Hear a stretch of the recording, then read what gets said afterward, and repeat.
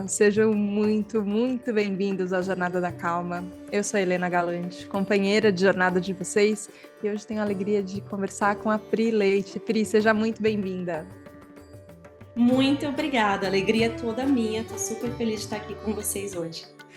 A Pri é criadora do maior canal de aulas de yoga no YouTube do Brasil. Acabou de lançar um livro muito lindo que chama Todo o Mel dessa Vida pela editora Planeta.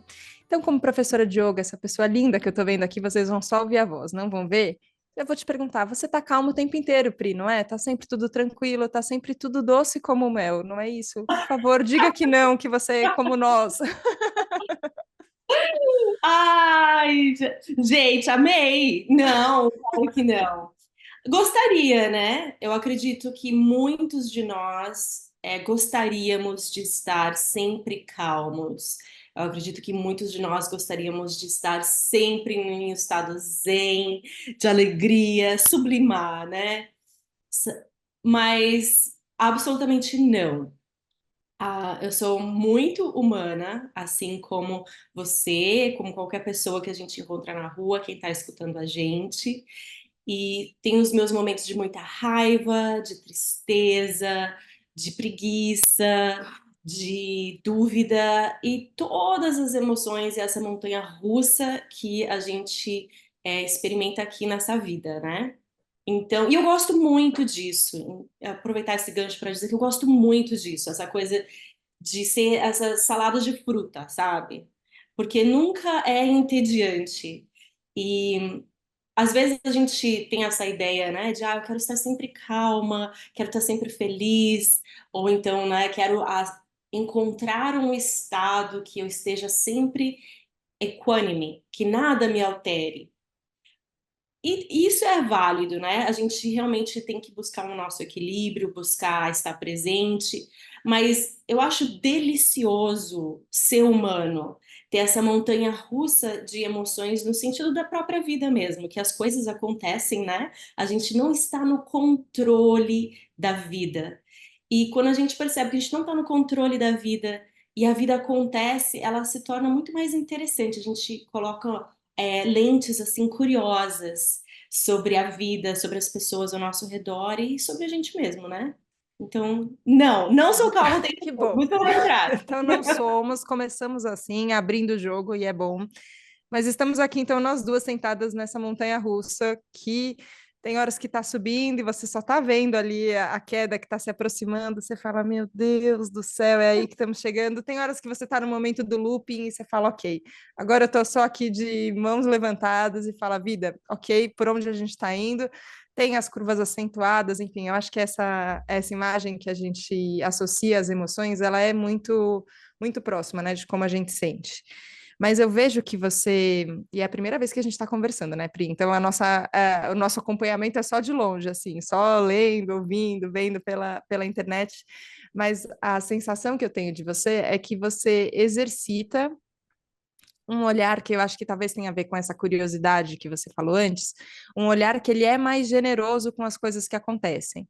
Então não significa que você vai deixar de sentir o que você, enfim, o que a vida te convida a sentir, mas mesmo diante de um momento de dificuldade, então a hora que o carrinho está descendo lá e a gente está só gritando, mesmo nesse momento, eu vejo que você, e aí eu não sei se é só o yoga, quero te ouvir também sobre isso, mas que você exercita esse olhar de não perder um encantamento pela vida. É isso, Pri, que você sente que dá para a gente fazer, talvez não o tempo inteiro, mas que dá para a gente ter esse exercício de deixa eu olhar de novo para as coisas que estão acontecendo, ou deixa eu olhar de um ponto de vista em que eu busque aproveitar a experiência também, porque às vezes eu sinto que se a gente perde essa doçura, a gente não aproveita todas as experiências como aprendizado, sabe? Eu acredito que esse encantamento pela vida, ele vem da nossa habilidade de cultivar estar presente, de estar ali, independente do que seja, seja um momento confortável ou desconfortável. Vou pegar um gancho do yoga como analogia, mas você pode pensar em qualquer outra coisa relacionada na sua vida. Por exemplo, você vai fazer uma aula de yoga, ou uma aula de dança, ou você vai na academia, né? O yoga ele se destaca um pouquinho ali porque a gente trabalha muito a respiração e outras coisas que eu não vou falar especificamente. Mas de uma forma geral, você está fazendo uma aula que a sua amiga te chamou, tá? Isso aí. Aí você fala, vai lá, Acontece. acontece. Você tá lá na aula, aí no meio da aula você fala, meu Deus, o que que eu tô fazendo aqui? Aí você já começa a pensar, duvidar, já pensa o que que você vai falar para sua amiga fazer para você, o que que você vai falar para sua amiga depois da aula, porque você vai estar ali experimentando situações, eu não quero falar que são difíceis ou desafiadoras, mas que são fora daquilo que você está acostumado, são fora da sua zona de conforto ali. Então, às vezes você experimenta uma postura que vai falar, nossa, eu nunca senti isso aqui no meu ombro antes, ou nas minhas costas, ou na minha perna, a gente às vezes sente a perna queimando, suando, e a gente se pergunta, eu vou conseguir fazer isso aqui? E eu digo muito que não é a postura em si, mas só o fato de você se perguntar, eu vou conseguir fazer isso aqui, faz com que você volte o seu olhar para você e realmente seja honesto com você. Até onde eu consigo ir? Até onde eu não consigo ir? Qual é o meu limite? E aí começa a olhar para dentro e entender um pouquinho melhor onde você está neste momento da sua vida. Então, por exemplo, ontem eu não fiz uma prática intensa. Então, hoje eu tô com o meu corpo não tá dolorido, eu acho que eu consigo ir fazer uma prática intensa. Eu vou fazer uma corrida, fazer alguma outra coisa. Mas se você falasse comigo outro dia que eu tinha feito 2 aulas, 2 horas de Power Yoga, eu não conseguiria. Então, esse olhar para dentro vem de você entender onde você está aqui e agora na sua vida, não antes nem depois. Então, quando você fala, ok, eu estou muito feliz ou estou muito triste, eu estou subindo na montanha russa, eu estou descendo da montanha russa, é onde eu estou agora, não é onde eu gostaria de estar, né? Não é onde eu estava ontem, é agora. Qual é a minha realidade de agora? E quando a gente consegue pausar e olhar para a nossa realidade, mesmo que ela não seja tão confortável como às vezes algumas posturas na aula de yoga, ou na academia, ou onde for aí que esteja acontecendo na sua vida que você saia da zona de conforto, mas você consegue pausar, olhar para si, analisar até onde você consegue ir, você consegue observar os pensamentos que vêm à tona, e é delicioso isso, mesmo que nem seja assim, seja confortável. E também quando é confortável é delicioso, né? E isso vem, essa questão de permitir sentir, sabe? Eu penso muito que, principalmente dentro do meio do yoga ou do autoconhecimento, ainda existe uma ideia de que a gente precisa estar sempre calmo, como a gente falou aqui no comecinho da nossa conversa. E não que a gente não queira, não possa, não seja bom o nosso sistema nervoso estar em equilíbrio, mas faz parte do processo da montanha-russa a gente viver os nossos sentimentos. Então, se você está com raiva, sinta a raiva. Se você está triste, sinta a tristeza, chore, se permita. E existe beleza nisso, existe doçura nisso, né? Quando eu penso em algo muito triste, por exemplo, a gente estava falando aqui antes de começar a gravar que eu acabei de vir do Brasil, né? E no Brasil, quando eu morava aí, para quem não sabe, eu moro fora, o meu esposo é americano. Gente, estou casada há 14 anos, nem eu acredito nisso, faz 14 anos que eu moro fora. Passo rápido. Nem eu tô acreditando. Mas no Brasil, eu estava perto de um lugar onde o meu melhor amigo faleceu. Ele, na época, tinha 21 anos, ele estava andando de bicicleta e ele levou um tiro no peito e, longa história curta, ele faleceu, né? Muito triste. Um exemplo aí que eu tô falando, né? Muito, muito triste. E eu fui para lá e faz quase 20 anos isso. E até hoje ninguém sabe o que aconteceu, quem que fez. E ele não está mais aqui entre a gente, é um fato isso, né? E eu acredito que principalmente quando alguém falece muito jovem, a gente sempre fica com aquela imaginação, né? E se ele estivesse aqui, como seria? Como seria a vida dele? Como seria diferente? Como seria? E isso é muito doloroso, né? Existem muitas coisas na vida que é dolorosa, mas usando isso como um exemplo. E o meu instinto é de automaticamente, né, por exemplo, não ir nesses lugares do Brasil que me remetem a esse meu amigo.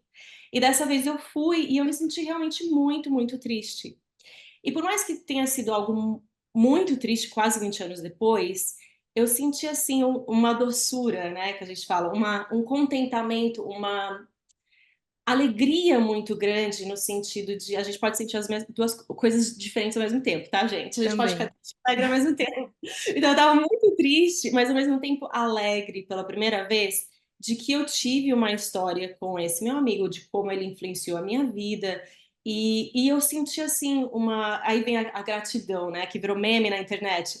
Mas vem uma sensação assim, eu me senti muito grata de ter tido a experiência que eu tive com ele, o momento que eu tive com ele, a passagem que ele teve aqui com a gente. E eu não conseguiria sentir isso se eu simplesmente não olhasse para a situação, né? Se eu ignorasse a situação. Então, o convite aqui, o encantamento, é da gente abraçar a vida, mesmo nos momentos mais tristes ou a montanha russa subindo, descendo, todo mundo gritando, né? Querendo sair, me tira daqui. Que tem hora que a gente quer sair, né? Fala, me tira daqui, alguém, socorro! Que ideia que eu tive de estar aqui, gente? O que passou por minha cabeça? Como assim? Quando nada faz sentido. E quando a gente está, às vezes, de cabeça para baixo na montanha russa, mesmo lá, a gente consegue encontrar um espaço para respirar ou para falar, ok, deixa eu pausar aqui, deixa eu ver o que eu estou sentindo, o que é isso aqui. E isso é ser humano, e eu acho isso lindo. É clichê, mas eu acho lindo, Helena. Não, eu não acho clichê, não. Eu acho que a gente talvez não tenha entendido. É o tipo de coisa que eu acho que a gente repete sem entrar em contato, assim. Porque a hora que você começou a contar sobre essa história do seu amigo, que é uma história triste, e a gente consegue acessar, né, esse lugar que é de um sentimento de muito pesar.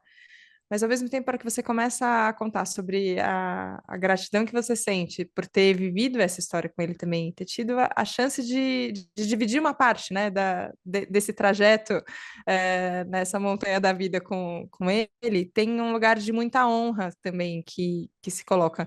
E como você falou, eles são sentimentos contraditórios e eles absolutamente caminham juntos ali, e a gente dá conta de sentir eles ao mesmo tempo, e às vezes a gente não. é, eu sinto falta, às vezes, de mais elasticidade emocional, assim, sabe? Que eu acho que a gente. E por isso que eu gosto tanto do yoga, eu acho que é realmente um exemplo muito bom, porque parece que a gente tem pouco espaço para sentir, né? Assim, e às vezes é um espaço físico no peito mesmo, assim, a gente tem que abrir, e às vezes a gente tem que ganhar força também, porque as emoções, elas demandam, eu sinto assim, pelo menos no meu corpo, né? Não sei se todo mundo sente do mesmo jeito, mas elas consomem uma energia, né? A hora que a gente está sentindo uma emoção intensa, fisicamente demanda força para a gente sentir as emoções, mas ao mesmo tempo também demanda um relaxamento, também demanda uma abertura que a gente tem que entrar. E é muito bonito, Prit, ouvir falando desse lugar de conquista mesmo, dessa maleabilidade e dessa força ao mesmo tempo. Eu queria te perguntar, como professora, como é que como é que é ajudar outras pessoas a construírem essas habilidades? Porque você descreveu perfeitamente ali numa aula de yoga, às vezes a gente está isso, duvidando da gente, falando por que que eu vim, ou tipo, eu vou desistir, eu vou só embora, eu não vou conseguir, ou ai, tá muito puxado, será que era para ser tão puxado? Mas não era yoga, não era para relaxar. Enfim, vem todos esses pensamentos. E eu sempre fico de olho assim, tá, mas quem está dando a aula? O que que essa pessoa está sentindo? Como é que ela está lidando? E ela sabe que eu estou sentindo tudo isso. Você sabe, né? O que os alunos também estão. Qual é a proposta que você está fazendo? E também, às vezes, o convite que isso pode desencadear neles ali. Como é que é para você trabalhar esse lugar do ensino, sabe? Como é que a gente acolhe, sabendo às vezes de onde a pessoa está, mas também ao mesmo tempo confiando que a pessoa pode chegar num outro lugar? Que isso eu acho mais bonito de um professor, porque um professor não desiste da gente no meio do caminho, a gente está ali penando às vezes no nosso processo, mas os olhos de um professor sempre têm uma confiança no aluno, né, de que é possível. Como foi para você esse processo até se tornar professora e esse desenvolvimento da confiança na possibilidade do aluno? O professor, eu acredito que a gente acredita nos alunos porque nós somos prova viva daquilo. Então, por exemplo, eu vivi esse processo e eu vivo, ele é muito integrante, ele é muito parte da minha vida, a prática de yoga, do meu cotidiano, dentro e fora do tapete de yoga. Então, eu sei na minha carne, nos meus ossos, no meu sangue, eu sei em um nível celular que é possível. E que se eu conseguir, chances são de que muitas pessoas vão conseguir, muitas pessoas vão se beneficiar, né, da prática. E foi por isso que eu comecei a compartilhar a prática de yoga. Então, eu não acredito que a gente ensine. De repente, um professor de matemática, né, de física, ensine a fórmula, ensine como fazer a receita, né? Qual que é a receita do bolo? A gente ensina a receita do bolo. Eu acredito que um professor de yoga, uma professora de yoga, nós não ensinamos, nós compartilhamos. E existe uma diferença muito grande aí, porque a, a gente compartilha aquilo que a gente acredita, aquilo que a gente vivencia, aquilo que a gente estudou, que a gente estuda, que a gente sabe que beneficia a gente, pode beneficiar outras pessoas. Então, por que compartilhar e não ensinar? Porque a jornada do yoga, eu acredito que assim como a jornada da calma, né? Você abre o podcast falando, eu sou aqui sua companheira de jornada. Eu acredito que o professor e a professora de yoga, a gente é também companheiro de jornada. A gente está aqui junto, a gente está compartilhando, então a gente só está guiando as pessoas. Mas a jornada, a prática de yoga, ela é de dentro para fora, né? Então, de repente, o professor de yoga vai te guiar ali em ajustes físicos, práticos mesmos, né? Anatômicos, da forma do seu corpo, a sequência, tudo mais. A gente faz com muito cuidado, com muito carinho, muito estudo. Mas ensinar a gente não consegue. A gente não ensina, a gente compartilha. Nossa, é tão. Faz Juro. sentido, faz sentido. Me fez refletir muito, assim, porque é, parece que no ensino tem alguma ideia ou alguma esperança de que você possa fazer o caminho pela pessoa de uma forma assim, ó, eu te mostrei e aí agora você só faz o mesmo caminho e pronto, você aprendeu. Só que o compartilhar, ele também é o compartilhar da construção do caminho, né? E eu acho que talvez diferente da matemática ou das ciências exatas, quando a gente está falando de autoconhecimento e das ciências humanas, é, tem o estado de presença que você falou antes. Então, você compartilha, mas aí a situação já é diferente. E essa pessoa traz um movimento diferente também. E aí, a hora que é vivo, né? Então, você vai ter que construir isso no meio do caminho. Mas eu fiquei pensando uma outra coisa sobre essa relação de sala de aula, que pode ser virtual, que pode ser presencial, enfim. Mas esse lugar de troca e de compartilhar que a gente topa entrar junto, que eu tenho para mim que muito do que eu aprendi com muitos professores incríveis, com muitos, enfim, companheirões de jornada, assim, teve a ver com também relações de afeto que foram construídas, e aí nesse afeto tem espaço para confiança, e aí tem espaço para eu contar também a minha dificuldade, e aí tem espaço para eu ouvir também a dificuldade do professor, e aí entender de maneira mais completa, né? Menos idealizada do que quando a gente é criança, que a gente acha que os adultos sabem tudo e a gente aqui não sabe nada. A hora que estamos todos adultos aqui, aí você começa a entender que, nossa, que o buraco é mais embaixo para todo mundo, assim, né? Mas vem desse lugar muito para mim de ter que passar por essa construção do afeto. E eu fiquei reparando como as pessoas se relacionam com você, Pri, e também muito pela internet, né? Porque é onde você hoje atinge muitas pessoas, assim. E eu percebi esse lugar muito afetuoso, muito próximo. E aí eu comecei a ver as mensagens, eu falei, não é possível que a Pri conheça pessoalmente todas essas pessoas. Eu acho que não. Como foi? Acho que isso tem, pós-pandemia para cá, um novo cenário, né? Um novo mundo que se descortinou, assim. Mas como é construir essa relação de afeto que permita esse compartilhar e que inclua ambiente virtual, sabe? Porque é isso, a gente estava comentando antes que a gente quer se encontrar pessoalmente, que a gente quer se abraçar e quer, enfim, estar junto também pessoalmente, mas a gente também está aqui virtualmente aprendendo a fazer isso. Como foi para você nesse momento, depois da pandemia, né? mais virtual ou muito mais virtual do que a gente era antes, mas sem perder esse lugar do afeto e do humano que é tão importante para você, que também se constrói nesses ambientes. Olha, quando você fala de afeto, eu penso muito na minha família. Tanto da família de que eu vim, quanto a família que eu construo, né? Eu vim de uma família muito afetuosa, no sentido assim, tinha muito colo, muito beijo, muito abraço. Eu sou a mais nova de quatro. E aqui em casa, para quem não sabe, eu tenho dois filhos, o Oliver de 6 e o Ben de 3. Inclusive, eu fiquei grávida do Ben durante a pandemia, gente, socorro. E os meus filhos também trouxeram esse resgate afetivo muito forte, que eu vivi como criança e que eu senti, e o processo da maternidade fez com que eu é, fosse muito mais gentil comigo. E eu acho que quando a gente consegue ser mais gentil com a gente consegue soltar um pouco mais, assim, das expectativas, das cobranças, a gente consegue se sentir mais próximo da gente e também do outro.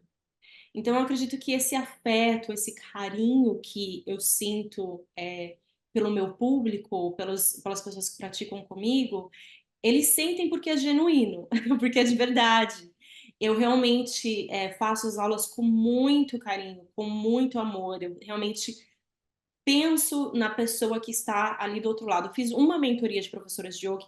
Eu sei que vocês me pedem, gente, mas eu não tenho no meu calendário. Algum dia eu vejo. Mas a mentoria, eu falava assim, gente, quando você vai gravar uma aula, seja online, seja de yoga, seja o que quer que for, né? Muitas pessoas têm esse bloqueio da câmera, né? Olha para a câmera e fala, ah, é uma câmera, como que eu vou fazer? Ah, eu não sei como falar, ou até mesmo presencialmente, né? A gente vai fazer aula, vai dar uma aula, não sei, fico meio sem jeito. Eu acho que ali é o momento da gente esquecer a câmera, esquecer você como pessoa, eu, Priscila, né? Muitas vezes, acho que como mãe, muitas mães podem se ver nessa fala, né? Porque às vezes a gente se esquece demais e colocar aquela pessoa, que tem uma pessoa do outro lado da tela assistindo, fazendo essa aula agora. E o que é que eu gostaria de falar para essa pessoa? Como eu gostaria que essa pessoa se sentisse? E isso é muito real, ele é muito humano, né? E quando as pessoas entram na sua, você encontra elas presencialmente, inúmeras vezes, eu falava isso para os meus professores também, eu tinha uma sequência perfeita na minha cabeça, né? Eu falava, essa é a sequência que eu quero para todo mundo, vai ser tudo de bom que eu tô fazendo, tô praticando. Aí eu chegava e eu encontrava as pessoas e falava, nossa, essas pessoas não precisam disso hoje, elas precisam de outra coisa, né? E às vezes o seu filho também, às vezes a gente tem essa ideia do que os nossos filhos precisam, né?